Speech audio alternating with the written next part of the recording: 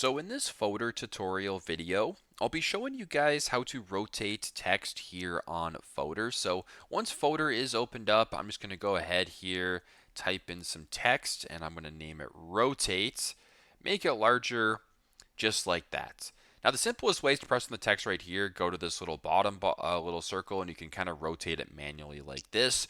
But if you want to rotate it a specific way, I believe the simplest way to do that is this way, but if you want to do it a certain degrees, for example, you can go to press on the text right here, the three little dots like this, and where it says rotate and flip, you can go ahead and rotate it a certain amount just like this. You can also go rotate counterclockwise and do it this way, whatever you're looking for.